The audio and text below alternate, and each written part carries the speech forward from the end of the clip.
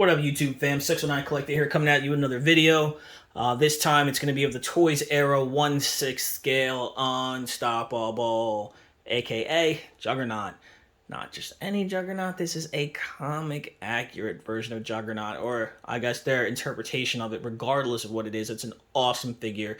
As you can see there, it just stands tall and just dominates any display you would put him in. I had to remove a shelf in the detail to get him to stand in there with Magneto, and I just 100% don't regret it. I absolutely love it. I'll probably go online and see if I can find a half shelf to stick back there so I can still put some figures on there. But just him standing with Magneto, even the two of them dominate just dominate the center of my detoffs. You can see another one of the 1/6 scale figures I have here is the old school Wolverine from Sideshow. Absolutely love this figure. I have this one and I have the new one, and out of the two, I don't know, I really enjoy this one. I think I like this one better. I felt like for what it came with, I love the second head sculpt it came with. I think you kind of got gypped at not getting another head sculpt, and I just like the expressions on the older ones. I don't know so much about the new one. It's okay. It's okay. I do like the costume on it, but I feel like they could have still given you a shorter body with that one. I've actually got him right here, so we can toss him in there with his bone claws, which were the accessory with it, the exclusive. The original came with the Muramasa sword, which I didn't get, and I absolutely regret, because I think that was a phenomenal exclusive accessory. All right, I'm going to take him out of the way. I'm actually going to walk around in a minute and go over some articulation on this figure. First, I'm going to go over the only accessories it came with. You get this in a big box. The box is a little beat up from shipping, but the figure came pretty much just, intact, no problems. But you get these massive hands. Just in my hand, it's pretty big. It's like a baby's hand. You get a little baby Juggernaut as he takes his first steps. But just looking at it, you can see there's vein work in the back of the hands, wrinkles in the knuckles, fingernails. So work on the inside. The wristbands are the biggest bands on the hands or the arms, probably to cover up the wrist peg, which is pretty large. I can fit my whole pinky in there, so it's a pretty big wrist peg, but that's fine because it really just kind of conceals it, and it gives you nice motion. You'll see that when I get over the figure. But you can also see there's very nice detail work. Nice cracks running along the knuckle bands. Same thing with the bands on the forearms and the biceps. Not so much cracks in this one here, or over the wrist, but nice dimpling, nice texture. It's uneven, so they put some work into it. You get two, one for the left and right hands, and the figure came with two fisted hands. I'm going to walk around. I'm going to take these guys out of the way. Put Wolverine there. Bring Magneto over as well. Have him stand over Wolverine, because he kicked that ass. This figure, I measured him. He stands 20 inches tall. Massive figure. It's just huge. 8 inches taller than any of the others. So, just so large. I'm going to start from the top and work my way down. You get... Oh, not a lot. I mean, huge mask like this, you wouldn't expect the helmet to give you a lot of articulation. So, not so much up and down, a little bit left to right, but what could you really expect in a freaking giant bullet helmet like this? But there's a lot of nice texturing on it. Mine has a little bit of a defect up top, I just noticed. It's a little bit of a scuff mark. I didn't drop it or bang it into anything, so I don't know what could have happened, but honestly, from looking at it from the front, you can't really see it, and if it bothered me that much, I could probably match some paint and touch it up. This piece is removable. It's not really something you could display without the helmet, I guess, if you so decided. Yeah, I don't like that big thing. You could take it off, or maybe make one of your own, I don't know. But it does have foam lining the inside. You can see it there around the back. It's pretty gigantic. But even without it, the articulation is pretty much the same, with or without it. Inside there, see if we can kind of get a little bit of a close-up on the face. You can see in there somewhat. Shine a little light on this. You got eyes in there. 2 eyes, a mouth, some coloring on the lips. You see them teeth. I'm sure if someone wanted to, they could get a custom head sculpt made for this figure. Alright, turn that light off. Take Mr. Kane Marco back over here. Alright, I'm going to throw this back on where it belongs. Oof. Arms out to the side. That's a nice plane. That's like 180 degrees off to the side. So about, they go all the way. They can rotate.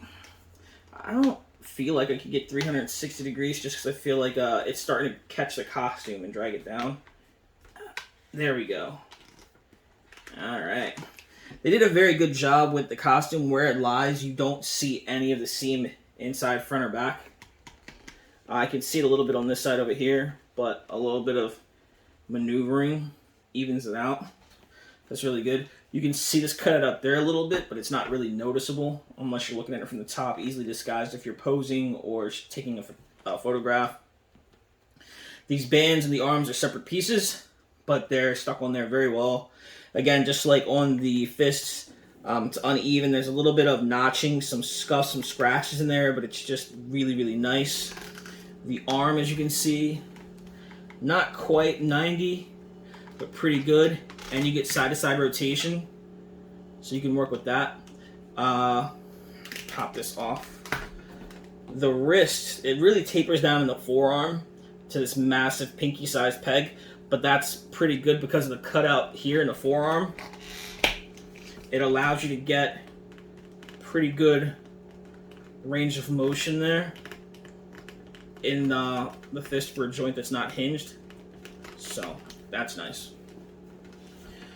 Moving into the torso, there isn't a crunch I can feel, but there's a nice twist. The only thing really limiting you is the costume, but that's okay because I feel like it twists as much, as the human body really could. So you can get some nice punches, leaning in if you were going to do a charge. If you wanted to set it up and do like a charge, that would be good. I think they took that into account too now that I'm actually sitting here and playing with it, because while this is kind of like a canvas material, this is a stretchy spandex here. Alright? And this is like a rubbery vinyl material kind of down here. Almost feels like a rubber band material. So that's really cool because that does allow it to have more flexibility here. More of a twist. And it can just take its position back. It's not going to pull out of place and get all wrinkly. So it does go right back to its original position and hold it. I really like that. I'm appreciating that now as I'm handling the figure. Now the costume is kind of sectioned off. You see these panels here rather than just being one top piece, and I guess that's kind of nice. Some people are like, panels and lines, but it's actually pretty cool. So on him, I like it. You get some in the back and then one down the middle. All the stitch work is very clean here. Very clean. It's just all very, very nicely done. It's probably sewed up underneath since the pants are a separate piece. So it allows for very, very clean stitch work all around. Even around here where this meets, done very, very nicely, very cleanly. The pants, when I first got the figure, I was kind of put off by the proportions. I thought the legs looked too short, but what it was the pants were just very, very low. So I just sucked up on the legs, pulled the belt and the trousers, his trousers, up as high as I could get them. It's the first time I've ever said trousers in my life. And I pulled his pants up as high as I could get them, and I felt like it made the legs look longer. It really helped the proportions of this figure. The belt is a separate piece. It's a nice, hard plastic, alright? And it's just very good. It's got, looks like, like a real belt. Got stitches around there. Top, bottom, these studs. I can't see where it's attached. I really don't care because it does its job. It looks like an awesome belt. And while here it looks like the briefs go over the pants, these are just one piece. I'm not sure why they did this. Probably had a reason, or at least to break it up. But these are sewn over here, and it's got Velcro. But it does a very good job of staying still. Not moving, not pulling apart, like we had with some other figures. Talking to you, Sideshow Captain America. You too, old school Wolverine. So once those are up there, and the legs are well positioned, I feel like you get good range of motion there. Now the legs can stand open this much, which is pretty good. I'd say it's not quite 90, definitely not 90, but it's still pretty wide to help you with. The legs, I feel like they didn't skimp on leg day, man, with Juggernaut. He is jacked. I'm sure if you took this outfit off, you're not going to be disappointed. Where, like with some 1/12 scale figures, the legs have minimal muscle. I can feel here that his quads are just sculpted very well. You have upper thigh rotation in there. I can feel the cut going around, so the knee can come up to about there. Straight leg, bent leg, and you have rotation at the knee. All right, the pants are still secured. Look, that discoloration there is just water because it was very tight. You get a little bit, you don't really get too much in the boot. It moves a little bit, but that's because it's a separate piece. But I had to use some water to get my right foot to loosen up. So you can get side to side, a little bit of front and back, and a twist. And this side was just stiff and unmoving, and this side was loose. Not loose, but it was moving free like it was supposed to. So I just heated it with some hot water, got it nice and soft. Then it came loose, moving like it's supposed to, and I had to drain the water out. But that's that, which is nice because it allows you to open up those legs, get them nice and securely set like they should be. So, you know, Juggernaut being the doorman, you're not... What's the password? So, I don't really have to worry about this guy tipping. Who needs to stand when you got huge, monstrous feet like this? Figure's an absolute beast. And again, setting him up there with your Magneto, he is just the muscle. And I just look at these two on my shelf, and I absolutely love it. And I cannot wait to just add more figures. I'm sure someone, Toys era, Sideshow, someone's going to drop a White Queen, and it's just going to look so freaking sweet with these two. Real quick, I know anyone who's kind of like new to the game, you're always going in trying to get on figures. Magneto, I got last year. I already see he's kind of sold out. His price kind of went up there. Getting him may cost you more than getting this beast of a Juggernaut figure. A Juggernaut cost me maybe around $300 shipped, like give or take a buck or two. But Magneto, getting it from Sideshow, I'm on the other side of the country, so yeah, it's about the same. But now the secondary market has gone up. Old school Wolverine, you can get that, or you can find some of the Crazy Toys ones for cheap. Pretty good costume and hands, and people have customized that with the new body. And you have the new Wolverine, the tiger stripe with that head. Yeah. But yeah, man, I can't wait. Sideshow has the Cyclops, which I slept on. I didn't get it from Sideshow. I'll probably go grab it from a comic book shop somewhere. Maybe next time I'm in New York City, I'll pick one up. You got Gambit coming out. Looked great. I was kind of excited about it, and then I saw that Toys is dropping the Cajun card dealer, which I think looks phenomenal. I made a video doing a just comparison of the photos that we've gotten so far, looking at them, comparing accessories. It's pretty similar as far as what you're going to get with the figures, but I think that when it comes to the costumes, the head sculpt, stuff like that, I think it's going to be up to preference, but I think I'm really leaning towards the Toys. I think it just looks like a great figure. But I'm really hoping that going down the road, we start to see more comic book figures from Sideshow or from these third parties. I see Hot Toys is kind of really getting out there. You're getting that Tony Stark with the deluxe. That plastic thing that goes over it kind of gives it that shiny look. I don't know if that's completely removable. I see it comes off of the torso. If you could take it off the whole figure, then I think it'll be really good. More people will jump on it. They're re-releasing the War Machine from Iron Man 2, which looks a lot like a comic book War Machine. I kind of want to jump on that since I didn't get the Infinity War Machine.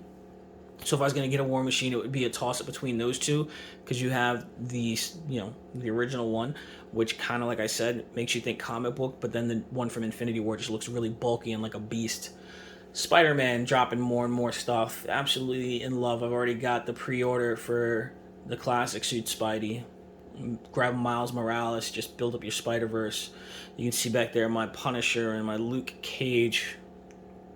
So, just really, really exciting time. I really just love that my comic book X-Men can get flushed out, because for me, growing up in the 90s, it was Jim Lee and just all the costumes from that era. I absolutely love. I love that you're getting those. I love that they're getting released. It just really is exciting for me. I think I already said that, but I really just want to build out my collection, and then whatever they're not gonna sell, maybe I'll make. I saw that World Box is dropping a new body, the AT-30, and it just looks so beefy.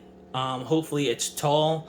Hopefully it's broad, and it'll make for really good customs for figures like maybe a custom Sabretooth or an Avalanche, or do a Thor on that body maybe.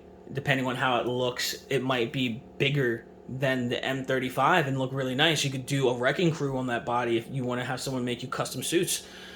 So as things go on, I really want to just start trying to grow my collection, work on a few customs, and we'll see where it goes. But that's all I'm going to say for here, because I'm prattling on. Thank you for checking this out. Please like, subscribe, comment, and I'll see you in the next video.